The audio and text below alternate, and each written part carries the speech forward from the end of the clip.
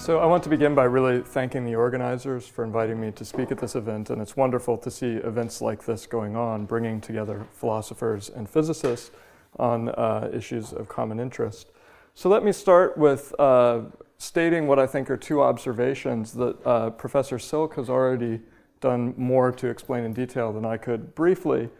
But I think there's, in a lot of ways, physicists have come across this observation that varying the dimensionless constants appearing in particle physics and cosmology generally leads to a universe much less hospitable to life than the actual universe.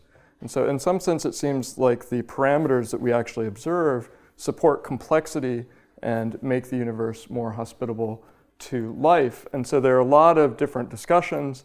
An early survey was the Barrow and Tipler book that's already been referred to.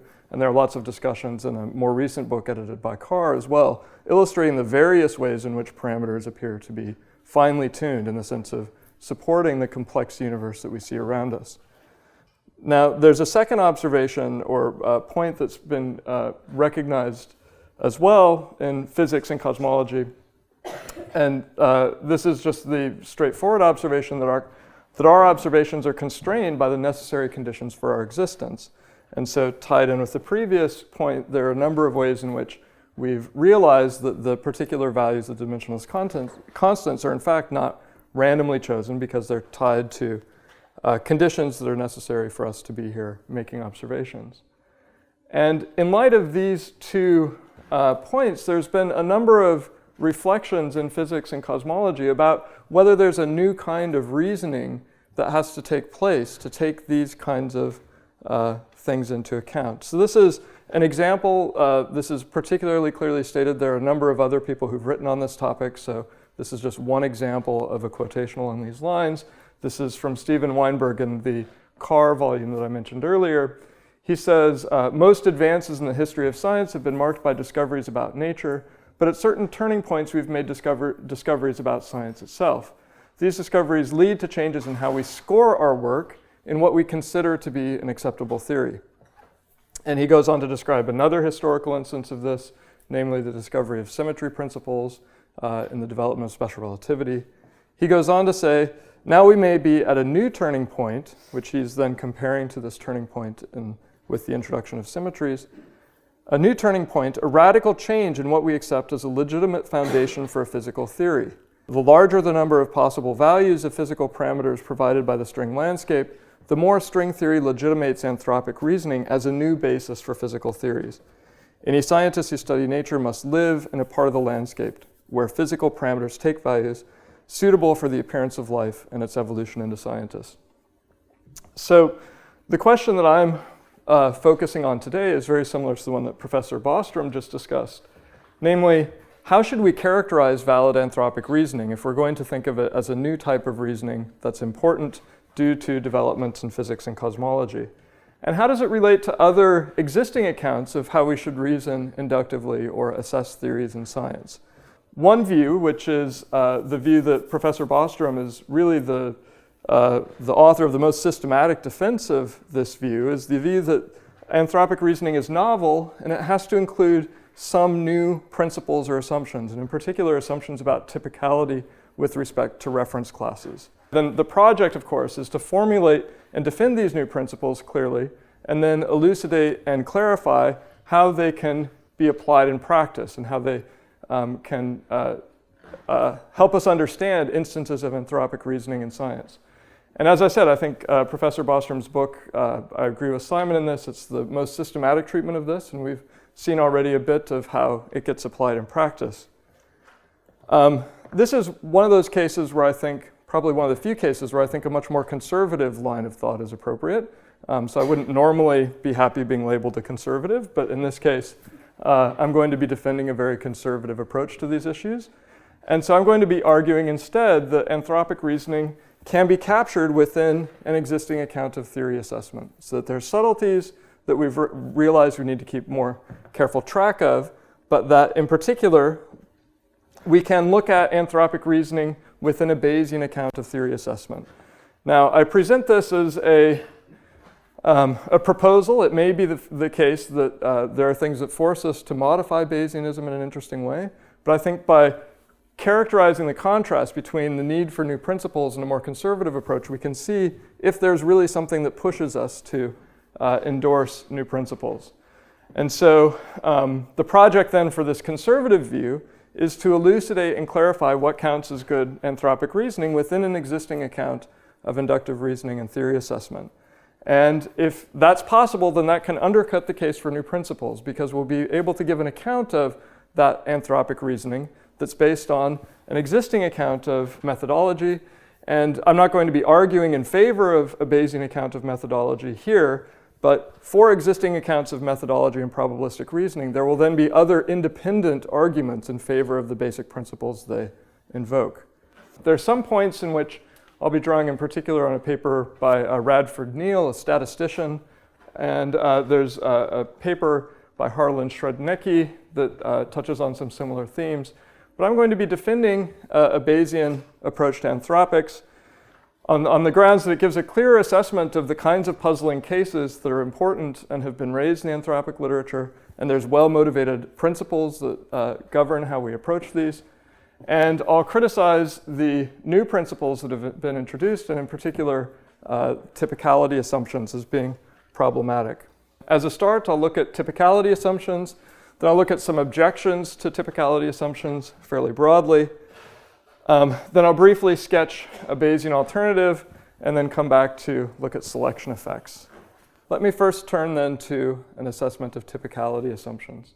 With apologies to Tom Stoppard, if you all remember the beginning of Rosencrantz and Guildenstern Are Dead, they are flipping coins and having a coin tossing experiment.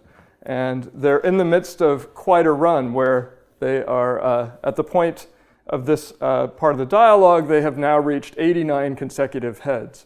And so at this point, Guildenstern begins to postulate reasons that could explain this sequence of consecutive heads. I'm going to imagine that they're actually tossing just one coin over and over again, but they're actually tossing separate coins and then putting them in a bag. So Guildenstern comes up with a variety of proposals here. The first one, I'm willing it, somehow I'm willing it and making it so. Second, perhaps there's just a single experiment being repeated over and over. A third is divine intervention. A fourth, a spectacular vindication of the principle that each individual coin spun individually as is likely to come down heads as tails, and therefore should cause no surprise that each individual time it does. We might wonder whether he's accurate in thinking that the 90 sequences of heads actually vindicates this equal probability assumption. So perhaps we'd wonder whether Guildenstern is reasoning correctly here. But with apologies to Stoppard, let me imagine that Guildenstern proposes a fifth result. Imagine that perhaps they'd been reading Giordano Bruno and they'd discovered a 16th century multiverse idea. And Guildenstern suggests a fifth way of accounting for this sequence of results, namely an illustration that we are the unlucky ones in an infinite collection of doppelgangers scattered throughout the universe. Unlucky because our fair coins misled us with an atypical sequence. But we should not be surprised that there are pairs as unfortunate as us, perhaps not realizing how unfortunate they actually are, somewhere in the multiverse. Right, so how would this be as an account of the sequence that they'd observed? That if you consider now, rather than the probability of an individual sequence being a fair coin being 93 heads, consider instead the possibility that all through the multiverse there are duos repeating the same experiment. Now what's the probability that for one of those duos they actually have a sequence of 93 heads? So just to describe the theory testing setup a little bit in more detail. So imagine that we're now thinking that Rosencrantz and Guildenstern are pondering their situation a bit more scientifically, and they want to assess the implications of this sequence for the probability assigned to a fair coin, or the second hypothesis or theory that they're considering, that it's in fact a two-headed coin. Fairly straightforwardly, the probability of that sequence given a fair coin is quite improbable, right? As is any specific sequence, right? It's as improbable as any specific sequence of 93 results. And for a two-headed coin, of course, the probability assigned to that sequence would be 1. And so if we just imagine a single case of these two individuals repeating this experiment, we have a way of assessing these probabilities. And this is analogous to an argument that Busso et al. Make in the start of a paper, that we should actually consider, rather than thinking in the way that I've just described, of assigning the probabilities for an individual sequence, if we're considering a large or possibly infinite universe, Busso et al. Assert, this is the first line of their paper, every time we interpret an experiment, we assume that we are a typical observer. So what does that mean as far as they're concerned in thinking about a large or possibly infinite universe? So the step that they make, and this is typical of the kind of arguments that anthropic reasoning invokes when typicality assumptions are made, is that we should shift to the question, are Rosenkranz and Guildenstern typical members of the appropriate reference class? Are they selected at random from among the appropriate reference class?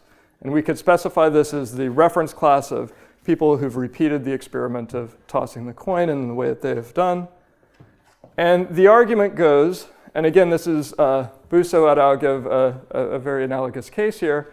Well, if we do make an assumption of typicality, they claim that yes, we can conclude that we assign this probability to the fair coin theory, or the likelihood is calculated as we have it here. And the assumption of typicality allows us to draw a conclusion about whether the hypothesis that it's a fair coin is less likely or more likely as a result of that sequence. And they say that if you assume typicality, then you conclude that it makes the fair coin hypothesis much less likely. And so this is a way that a typicality assumption is meant to be able to link theory and observation.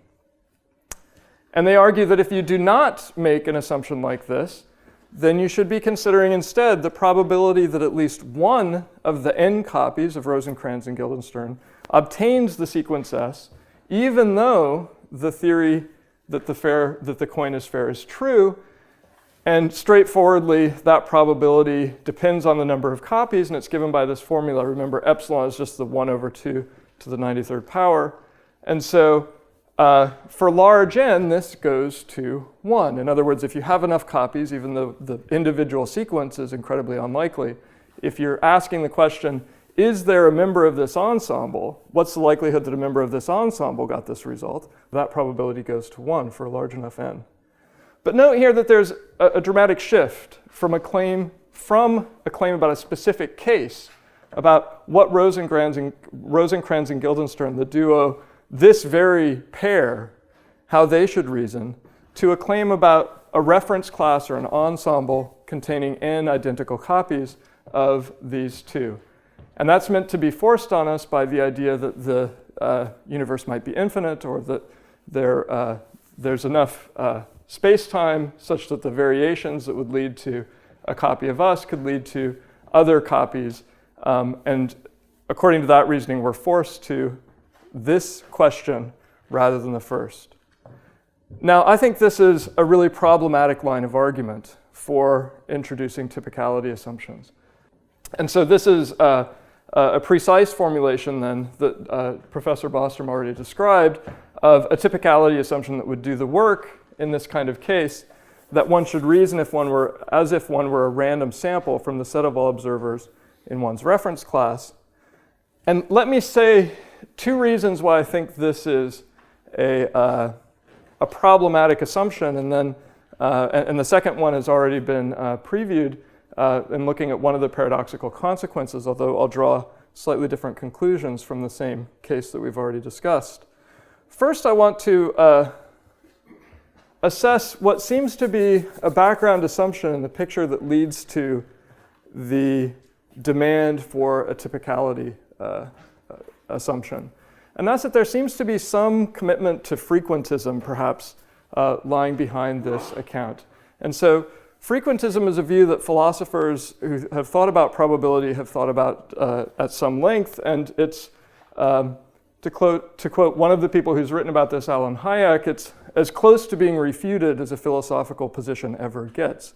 There's very strong arguments against frequentism as an account of probability. here's one version of frequentism. This is finite frequentism, which holds that the probability of an outcome E in a finite reference class sigma is, and this is a definitional claim, it is the relative frequency of actual occurrences of that event in the reference class.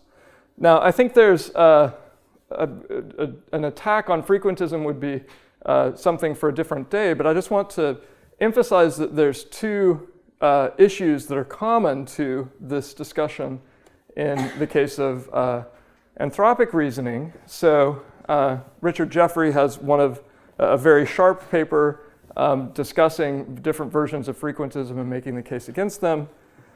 One of the problems that is focused on in this literature is called the reference class problem, which is just the problem that if you have multiple reference classes in which an event can fall, if you have different sigma under which an event falls, you will then have different relative frequencies according to those different choices of the reference class. And if you accept frequentism in this form, then there's actually no probabilities that are independent of a choice of that class. So there's no sense of an absolute probability that isn't relative to a particular choice of reference class. And so we often seem to want to ask not just what's the probability relative to some choice of class, but what's the probability full stop? And frequentism in this form doesn't allow you to formulate that question. Another problem is that reference classes such as the case of Rosencrantz and Guildenstern illustrates that in any long run of independent repeated trials of a probabilistic event, you'll expect some sequences to be quite misleading in terms of the underlying probability. If you define probability in terms of relative frequencies over finite reference classes, you have a notorious problem of characterizing that feature, that they can be misleading regarding the underlying probability. And so there's often an attempt to introduce a kind of typicality assumption so that you have a restriction on the reference classes used in the definition to rule out the kinds of cases that will be misleading. And so we can see that both of these issues arise in the formulation of anthropic reasoning with regard to formulating a typicality assumption. We both have to specify a reference class, and there will be similar issues about how to choose an appropriate reference class. And the assumption that we looked at before enforces some notion of typicality once we've chosen the reference class. Now, I think rather than going along with the sort of frequentist proposal to define probability in terms of relative frequencies with respect to some reference classes, we should instead think that relative frequencies provide evidence for probabilities, but not take them to be defined in terms of the relative frequencies. So there's certainly something that's quite plausible and compelling about frequentism, and that's this claim that the relative frequencies provide evidence for underlying probabilities. But we shouldn't make the mistake of thinking that it's a definitional claim. And I think that there's a similar set of issues that arise in the discussion of typicality assumptions in anthropic reasoning to what have arisen in these earlier philosophical debates regarding frequentism and probability. I'll say something briefly about the Doomsday argument, which we've already seen. I take it, as Professor Bostrom described, to illustrate paradoxical consequences of typicality assumptions. In particular, it seems that you get a stunning conclusion that you should be worried about the fate of humanity based on nothing but assignments of probability. That seems like getting a lot out of very little. So let me just start by saying this is a straightforward consequence of Bayesianism. Most of the discussion of the Doomsday argument is cast within a broadly Bayesian framework, so this isn't controversial, but this is just to say that the posterior probability of a theory given some evidence is the prior probability of the theory, that's sort of your initial plausibility assessment, times the likelihood. And by looking at ratios, we're sort of going to, there's a denominator here, which would be this, if we just were considering the posterior, there'd be a denominator, but it's the same in both cases, so it cancels out, and we can just look at the ratio of the two. So when we're looking at the case of Doomsday, we have two hypotheses or theories on the table, one in which the total number of humans is n, and one which I'll call the live long and prosper theory, which it's 1 trillion times n. And obviously that number I've just plucked out of the air. It could be any larger number. It's meant to just give a contrast between a theory in which doomsday or the end of humanity is relatively soon and one in which it's much further off. Now, the surprising thing, so if we apply the self-sampling assumption to this case, when we look at the likelihoods, we assume that we're a random sample from among the n humans. So given our different theories, the only contrast is the total number of humans, assuming that our birth rank is lower than the total number, otherwise we would rule the theory out. Then we get this as our calculation. It's straightforward. And what you get is a huge boost to the doomsday hypothesis, corresponding to how much bigger the other hypothesis has in terms of the total number of humans. So again, just by assigning numbers here, just by using the typicality assumptions with no empirical input, we've concluded that it's astronomically more likely that doom will come soon rather than later. Now, where did this come from? And again, repeating something that we've seen just a moment ago, we can consider combining the self-sampling assumption with the self-indication assumption, which advises us to weight the prior probabilities based on the number of observers or members of the appropriate reference class the theory proposes. And so if you look at this, then we weight our priors accordingly, and we get a nifty cancellation. And it turns out that the prior probabilities, by changing their weighting in the way required, we actually end up with no change at all, as long as our birth rank is less than the number of humans that either of the theories predict. We will have no shift at all from our prior probabilities to our posteriors. So this seems to reflect what should be the case, namely that you're not going to learn anything based on conditionalizing on your birth rank unless the theory predicted that there would be fewer humans than that birth rank. But we've now canceled out this huge contribution from the original argument, and I think some of the questions after the last talk reflected a kind of unease with this cancellation. That's a point that I think is quite important. So is there a more direct way to see or to understand how this cancellation arose? Because we've got these two principles that interplay with each other in such a way that they cancel out these shifts in probabilities. Now, I'll come back to that in a moment, the question of where the cancellation arises in the treatment of the doomsday argument. But I want to now shift gears. As I said, I'm going to be taking a conservative position and trying to account for features of anthropic reasoning with respect to subjective Bayesianism. So the philosophers in here will probably have been exposed to Bayesianism before and perhaps heard more about it than you would choose to, and probably don't want to hear about it again. But in any case, Bayes' theorem starts from the idea that there's this straightforward result about conditional probabilities, which goes by the name Bayes' theorem, which, as philosophers usually write it, we have a posterior probability where T is some theory, we have some evidence and background knowledge, and then that gets related to the likelihood of the evidence given the theory and background knowledge, the prior probability, and then the likelihood of the evidence itself given the background knowledge. And so given assignments of all these numbers, there's a way of plugging things in to evaluate how you should update your confidence in the theory given some new evidence claim that has come in. And this is a very flexible framework that allows you to address a lot of standard questions about theory assessment using the tools and techniques of the probability calculus, where the focus is on updating subjective probabilities. Most Bayesians, although not all, are subjective in the sense that we think of these as credences or degrees of belief that we assign to our theories. And then we have an account of how an initial assessment of probability should be changed in light of new evidence. Another aspect of the Bayesian position, which is important, is that the priors themselves are typically taken to be unconstrained. Those are meant to reflect plausibility judgments and perhaps background beliefs. And the impact of rationality really comes in the updating given evidence. And there's a hope that in the kinds of situations that occur in science, that the evidence will be strong enough to force a convergence of opinion where a wide variety of different priors are pushed to the same posteriors given the nature of the evidence that comes in.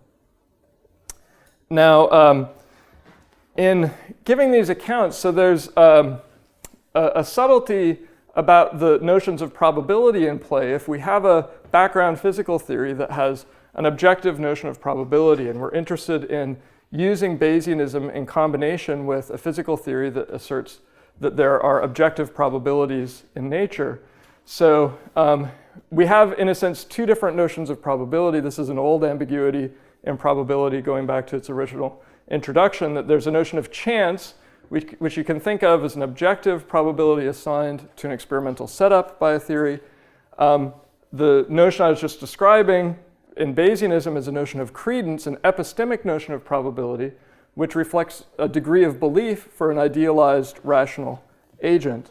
Now, the interplay between the two, so if we have theories that assign chances to some evidence claim, so if I imagine the theory of the coin toss is giving me chances assigned to some evidence or to some sequence of results, then a theory will receive a confirmatory boost, which we understand as increased probability in the sense of credence or degree of belief assigned to the theory, from this evidence relative to a competing theory if the evidence is deemed more probable than that of the competitor. And so, if the probabilities are reversed, then the first theory is disconfirmed, and the evidence is neutral if they both predict the same probabilities. Now, this is part of a much longer story about the linkages between different notions of probability. And so several people at Oxford have been involved in clarifying the inferential and decision theory links between probability, objective probability, and subjective probability relative to credences in theories. But let me just summarize a long discussion by saying that for repeatable experiments, the relative frequency provides evidence for assignments of chances. And there's a much more detailed story about how to construe that in relation to the works by Savage, De Finetti, and others. And that's something that people here have really led the way in assessing. Now, let me now go back with this Bayesian background to the assessment of Rosenkranz and Guildenstern. So we've been given a sequence of 93 heads in a row, and we're asking how to assess the implications of that for the theory. The first theory was that it's a fair coin, and the second theory that it's a double-headed coin. Well, given that sequence of results, we should have a boost in credence assigned to the theory that it's a double-headed coin. Now, again, I'm imagining that's a single coin that has been flipped 93 times. Now, note that in understanding how this works, in understanding the relationship between obtaining this sequence and the credences and the theories, I haven't given you a full account, but in that full account, there's no appeal to typicality, no appeal to the reference class of which Rosenkranz and Guildenstern are members. And it seems unnecessary to link the observations to their theories about the coin using an assumption of that form. Now, it is the case that there's a possibility that Rosenkranz and Guildenstern are indeed unlucky. Perhaps they just have misleading evidence that it is in fact a fair coin and they have a sequence of 93 heads. But Bayesianism surely shouldn't be expected to, and does not, guarantee that agents boost credence in the true theory in all possible worlds. Of course, there will be cases of misleading and anomalous evidence, and that's not a flaw of the theory. That's something that you should expect in any kind of case where you're trying to confirm probabilistic hypotheses. You will have anomalous statistics of this form. So let me now consider a comparison between Bayesianism and the self-sampling assumptions.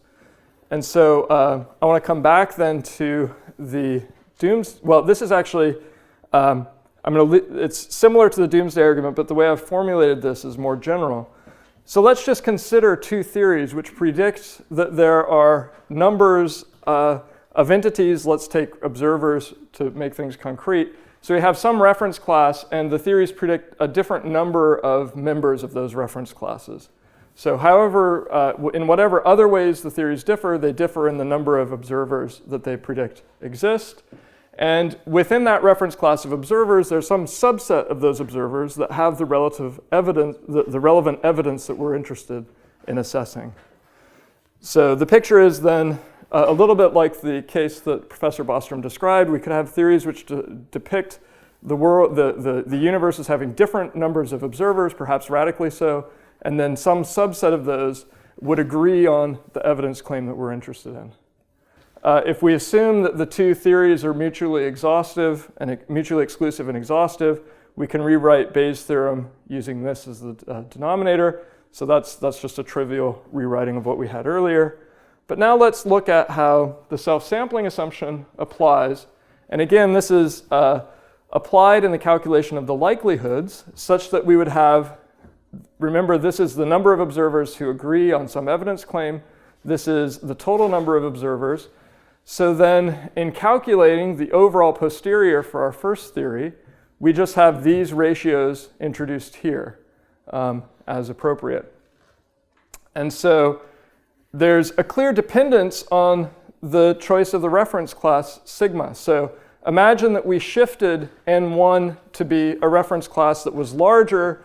Let's say we start off with observers that are relevantly like humans, and then we decide to include alien life that would be different as well. That would change the calculation here and change our posteriors by changing the numbers of members of the relevant reference class. Right? So in general, a shift in the reference class will change the ratio and hence change the posterior probabilities, even if we keep the prior probabilities here fixed. So this is an answer that depends on the choice of the reference class. But as we saw in the Doomsday argument, if we combine the self-sampling assumption with the self-indication assumption, we actually cancel that out by changing our priors and weighting those according to the numbers of observers in the relevant reference class. So if we now, so these, I probably should have put P prime here, but this is, I've adjusted the priors according to the self-sampling assumption, and that, in fact, cancels out directly the number in the reference class that appeared in the calculation of the likelihood, such that I now get an answer that only depends on the number of individuals that have the evidence that, such that the evidence claim is satisfied. So this is a cancellation we saw above in the context of the Doomsday argument, but indeed it's a quite general feature of the combination of the self-sampling assumption and the self-indication assumption. And this is not something that I'm the first to notice by any stretch. Here's a few people who have commented on this. There are probably others as well. So when we combine the self-sampling assumption and the self-indication assumption, the dependence on the choice of reference class cancels out. But the claim that I think is more important here is that if you actually look at this directly, this is actually just the same result that you would get by directly applying Bayesianism to the analysis of the situation. So if you go back and look at Bayes' theorem from a few slides before, this is just going to be the likelihood calculated according to a standard application of Bayes' theorem. So in fact, it's not just that the two cancel out, it's that we actually have the same consequence as a direct analysis of a direct application of Bayesianism to the problem. Since this is a general result, I think it also carries over to the assessment of the Doomsday argument. In other words, it's not only that the self-sampling assumption and self-indication assumption have this interplay, it's that there's a more direct route to the conclusion that doesn't involve explicit choice of reference class and appeals to the features of Bayesianism that we know and love. So let me come now briefly to a last issue, which is something I have much less of a settled opinion, so these are more speculative remarks. But so I've argued that there's a way of doing without typicality assumptions in the Bayesian approach, which seems quite general to me, although perhaps there are problems that I haven't recognized. The other question, though, is how to understand selection effects. Remember, that's one of the motivations for this reasoning, and how do we consider selection effects in a Bayesian account? And it's important that we recognize that there are connections between the existence of humans and physical parameters, and we want to, as John Barrow was saying in the previous discussion, we have to acknowledge those connections so that we don't make mistakes in our reasoning and assessing theories. So we have to include those in the evidential impact in our assessment of theories. So the approach to this that I'll advocate briefly is that we should in principle, conditionalize on the total evidence available to us in assessing our theories. But of course, that's an unreasonable demand to make. This is not something that, so in following this dictum, according to Bayes' theorem, you would want to calculate the likelihood of your total evidence given the theory in order to apply this idea, but that's not going to be calculable in any straightforward sense. So how should the total evidence be characterized? So there are a few questions then. So one, if we back away from this idea of conditionalizing on all available evidence, what should we pay attention to and what should we try to take into account in assessing selection effects and their potential evidential impact? So there are questions here about whether we should characterize the evidence in an indexical way. Is it important that it's my evidence, where the indexical picks out me in particular, as opposed to evidence about a human observer of a particular type? And this is where the connection comes in with the Sleeping Beauty problem and discussions of indexical evidence in philosophy.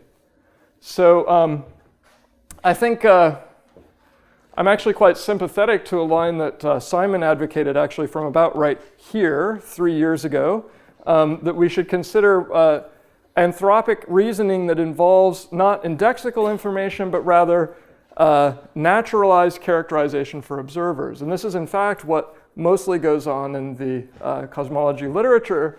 You want to find some proxy such that you can plausibly argue that that proxy captures what's relevant probabilistically about observers. And the hope is that the expression here, where you have the probability of the total evidence given a theory and some physical proxy, such as the existence of large gravitationally bound systems, is going to be something that can be calculable, and that it will actually capture what we have here, where you have the combination of that physical proxy and the existence of observers. In other words, that the observers will be irrelevant as long as you take that necessary condition or physical proxy into account. And then you have a project of trying to assess those likelihoods. And it's again, this is maybe something that I could, this is more speculative, but it doesn't seem to me that there's a case for including indexical information in any way in this kind of calculation. And so the worries that have been the focus of the philosophical literature on the Sleeping Beauty problem and other things, which really focus on the nature of indexical information and how to take that into account, don't seem to be relevant to the questions of assessing selection effects in cosmology. Now, how is it that we could go about assessing the importance of selection effects? I think what we should imagine doing is considering a weaker body of evidence and considering an impoverished body of evidence where we have excluded some things we already know, and ask, how can we then update in light of the information, including the information that we've temporarily forgotten? So in other words, we imagine forgetting some piece of evidence related to anthropic selection effects, and then re-include that now as part of our evidence for our theories. So it's something we might have neglected to do before. It involves us in a kind of difficult position of trying to take a body of evidence and imagine a weaker body of evidence, which excludes some of the things that we had already known but were not appropriately accounting for. So I think in this kind of situation, some of the reasoning that goes on will be very similar to what Professor Bostrom was describing, in the sense that when you take information away and imagine you're in an impoverished situation with regard to body of evidence, you might be imagining, for example, that you're in a situation where you're picturing yourself as somehow an observer outside of the universe, where you're trying to forget information about your very location in the universe. And if you can make sense of that kind of calculation, then you can try to calculate, well, once you add in information about your location in the universe, how does that lead to updating your priors? And how does that lead to a calculation via this likelihood? How would that change your assessment of the theory? So I think that in practice, trying to think through a case where you have impoverished evidence and then imagine updating in light of that evidence is something where in a particular case-by-case situation, the kinds of reasoning might end up looking similar to anthropic reasoning as we saw before. In any case, I think that's something that is not very well developed as of yet. I mentioned that Deeks has applied this kind of assessment to the Doomsday argument, and Wayne Mervold has thought about this as well. But let me now wrap up with that somewhat more speculative remark. So I've argued that there are some advantages of a Bayesian treatment of anthropic reasoning. In general, there's an appeal to the existing arguments in favor of Bayesianism, and it's a well-developed account of scientific reasoning that a lot of philosophers have ironed out the wrinkles of. And it doesn't involve new principles associated with typicality assumptions and their puzzling consequences. And I think the Bayesian account leads to plausible results without invoking these problematic assumptions. Finally, there are some limitations. The first is there needs to be a more developed account of how to reason through selection effects and also how to calculate these sorts of likelihoods. And I think another limitation is a question about whether aspects of my argument have depended upon thinking of the universe as finite rather than imagining that it's truly infinite. And so there's a worry that in the case of a truly infinite universe, all of the likelihoods you'd like to calculate will end up just being 1, so the likelihood of any data set will just be 1. I'm not sure that that will be a problem for inductive methodology so much as a pessimistic conclusion for the hopes of an empiricist cosmology, if you live in an infinite universe where you have that kind of situation. But let me close on that note. Thank you.